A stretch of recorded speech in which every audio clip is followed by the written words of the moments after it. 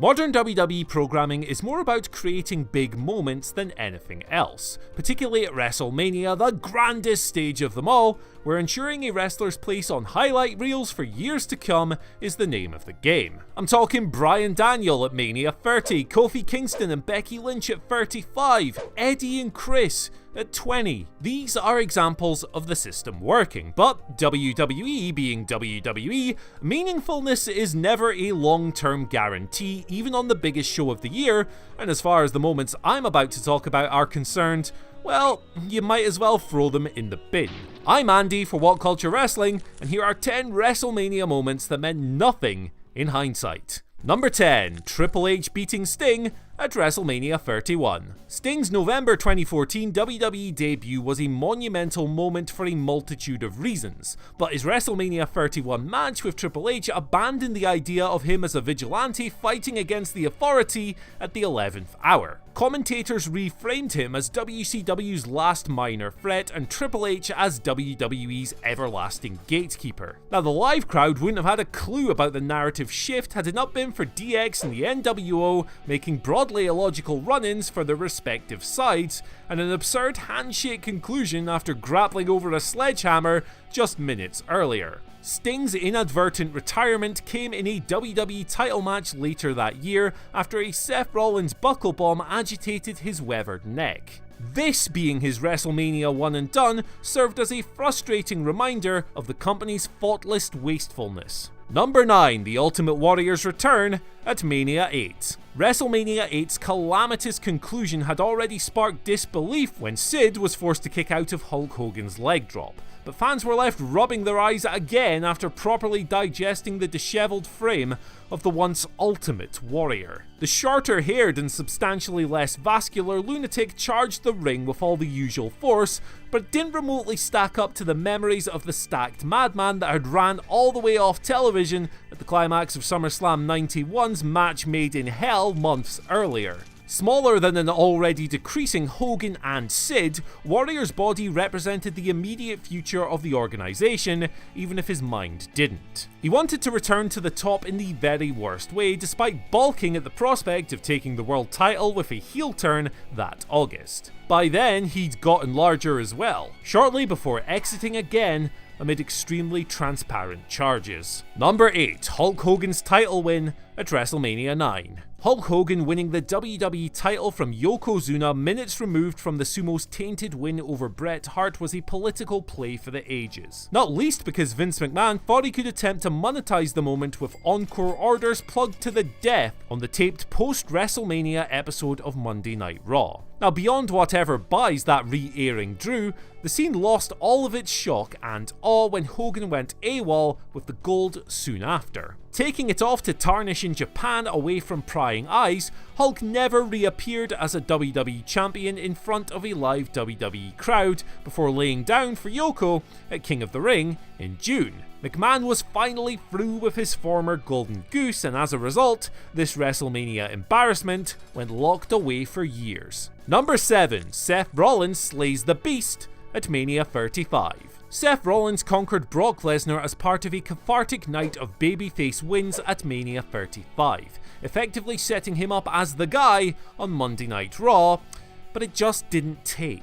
A great moment for his fans on the night, absolutely, but Rollins' victory came before a fall. The fans were tired of him largely as the top babyface. Rollins' popularity slowly trickled away as his Universal title reign progressed, and with the man becoming increasingly bitter and insecure on social media and in interviews, it was abundantly clear that no, this just wasn't working, brother. So bad was Seth's decline in popularity that WWE was eventually forced to turn him heel after a disaster of a feud with The Fiend. He made it to the top, then fell, proving a far more compelling chaser than champion. Number 6, Mr. Kennedy wins Money in the Bank at Mania 23. At WrestleMania 23, Mr. Kennedy triumphantly raised the Money in the Bank briefcase above his head with all the confidence of a man who rightfully expected that he was going to become WWE Champion. Promising to wait out a full year to gift himself a WrestleMania 24 main event, a misdiagnosed injury actually saw him drop the briefcase to Edge instead of ever getting to use it his bloody self. A year on the shelf was was reduced to weeks, but Kennedy still had a place in the plans as either the cause of Mr. McMahon's limo explosion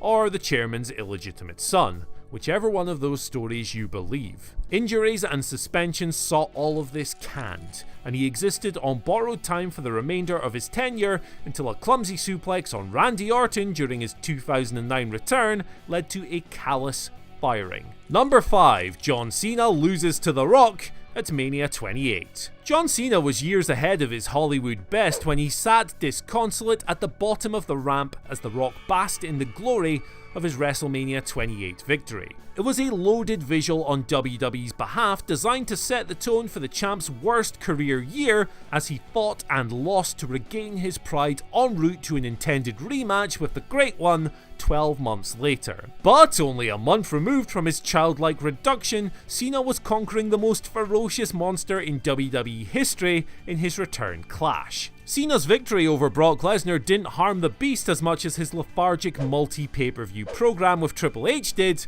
but it put a dagger through a redemptive arc that WWE had desperately been trying to craft for their franchise player over the following year. By the point he escaped the supposed slump, he'd already slain a beast and won a Royal Rumble, and then he moved on to face then WWE champion The Rock at Mania 29. But if we go by the buy rates, nearly 200,000 fewer people gave a toss by then. Number 4. Zack and his dad, WrestleMania 32.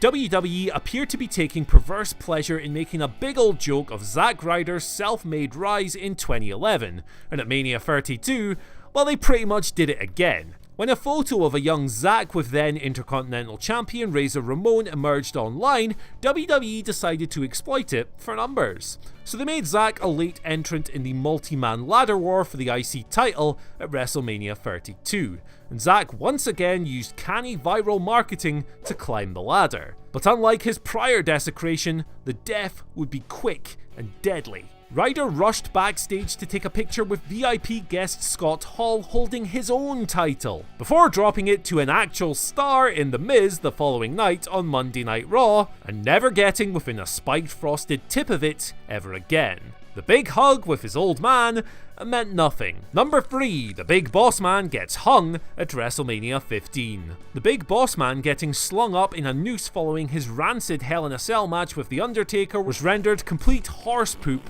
by June that year.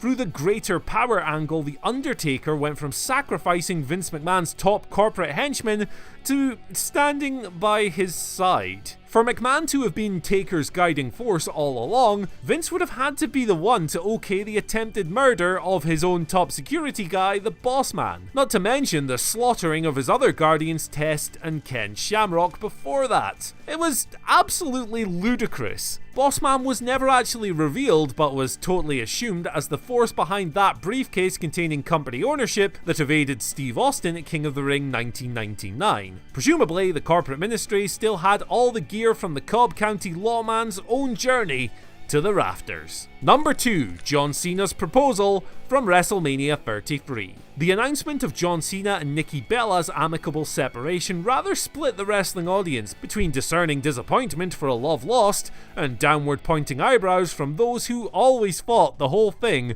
was a PR stunt. That so much of their courtship was chronicled by E-Network vehicles Total Divas and Total Bellas provided windows to both worlds for crossover fans. Was the heft of the heart between John and Nikki the product of a scriptwriter's pen all along, just like so much of the other arcs and storylines that go down on those shows? Or were they really lovers trapped in a project now ultimately designed to cover their demise? Either way, WrestleMania 33 was the stage for part 1 of their season finale. Nikki Bella clearly isn't as stupid as Maurice magnificently portrayed her as during the caustic build to their 2017 mixed tag battle. But even daring to suggest that she had no idea that Big Match John intended to pop the question afterwards was either entirely dim-witted or real-life total Bella bollocks. This unexpected plot twist was the final destination for their fleeting romance. But thank goodness Daniel Bryan is back to saying yes again after considering how useless the footage has already become.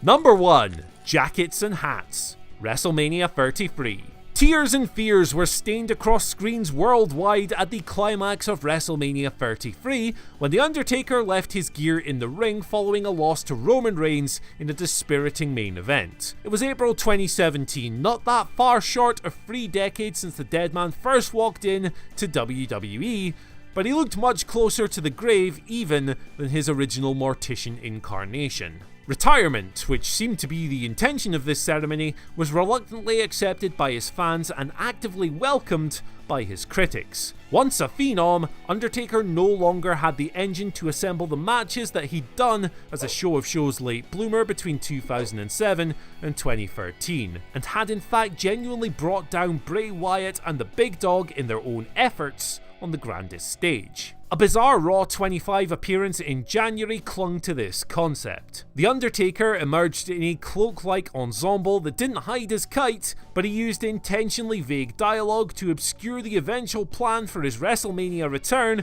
just a year removed from literally kissing his wife goodbye as the show left the air and he descended back to the depths. His pleasing 2018 squash over John Cena retconned the lot. Magic lightning bolts had transferred his gear back onto his aging frame, and a new routine of short, sharp WrestleMania shocks appeared to unexpectedly emerge from the embers of his emotional farewell. So that's our list, but what do you guys think, and can you think of any others? Let us know down in the comments section below. After that, don't forget to like, share, subscribe, and ring the bell for notifications. Once you've done that, you can follow us on Twitter at WhatCultureWWE and myself at Andy H. Murray, where you can tell me how wrong I am. Bye!